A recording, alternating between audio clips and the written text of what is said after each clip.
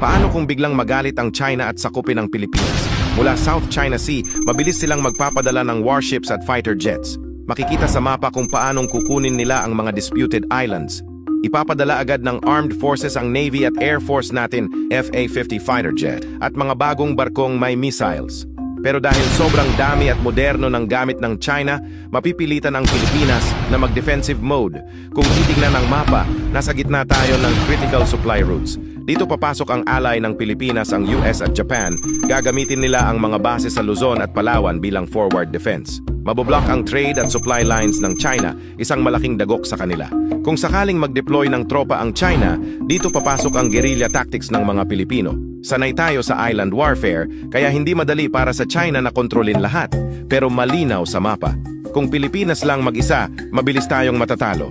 Kung may kakampi, pwedeng lumaki ito sa isang malawak na digmaan na kayang baguhin ang balanse ng kapangyarihan sa Asya.